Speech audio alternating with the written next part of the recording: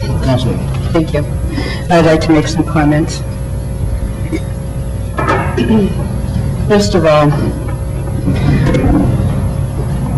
let me see.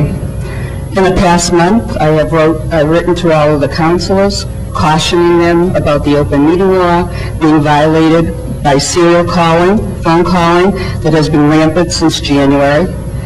It is prohibited rehearsal for what is then deceptively labeled as an open meeting. The district attorney cited a violation of the open meeting law to a previous council for serial calling. As a councillor whose responsibility is to examine the budget on behalf of the citizens after gaining as much information from the departments to justify their request, at the budget hearing, when the library budget was before the council, I was not allowed to speak or ask any questions.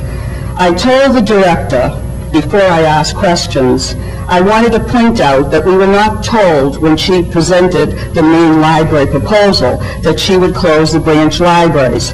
I was immediately ruled out of order.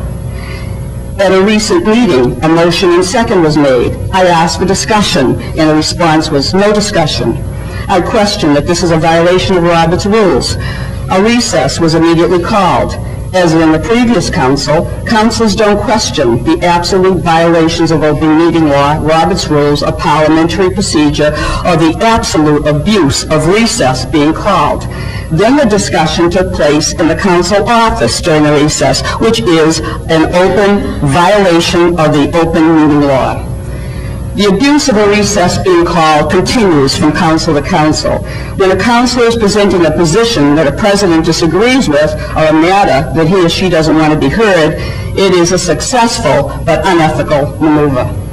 Last month, a councilor was allowed to read and put in the record a personal attack on me regarding hearsay information, a call he received regarding my tabling motion.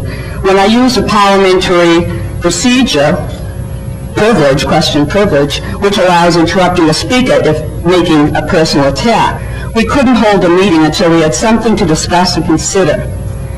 I secured a meeting with the State Environmental Agency, wearing my hat as a constitutional officer of the Commonwealth of Massachusetts, as well as being a town councilor and public works chair, to seek approval to allow us to keep the recycling center at the Grove Street site.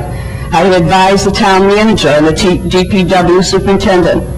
I presented a verbal plan to the state to beautify the area surrounding the former incinerator building site to make an attractive area for the recycling center.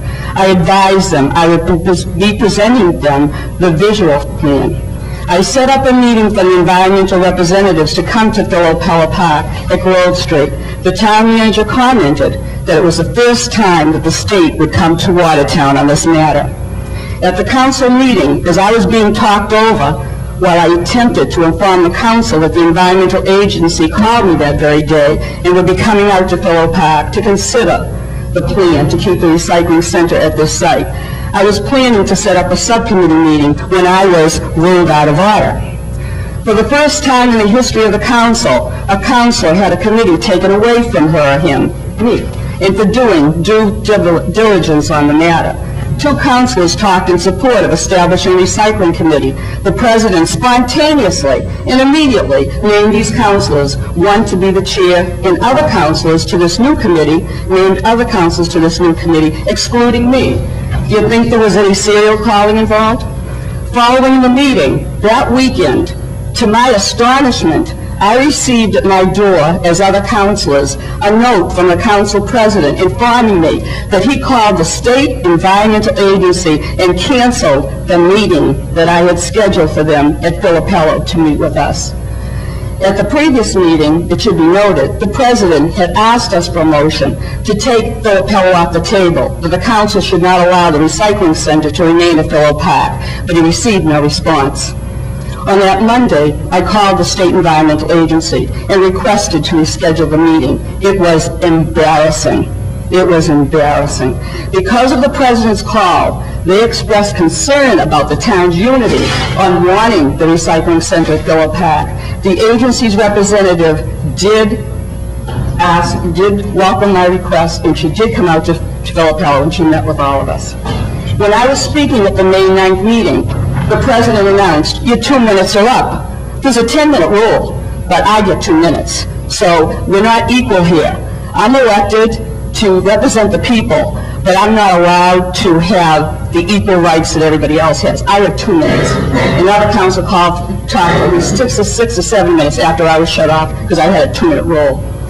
Consider this. At a recent meeting, when I was asking the council to request the North and East libraries remain open for 1 more year instead of using the buildings for other purposes because there is no public plan for those uses. Another councilor was allowed to interrupt me without being recognized by the chair, just shouted out and confronted me with a question not even related to branch libraries. And you know what? The president ignored the issue of the branch libraries, and he directed me to respond to this disingenuous interruption. Let's talk about rules. They're bandied about, they're made up on the spot. If you don't like them, you're thrown out.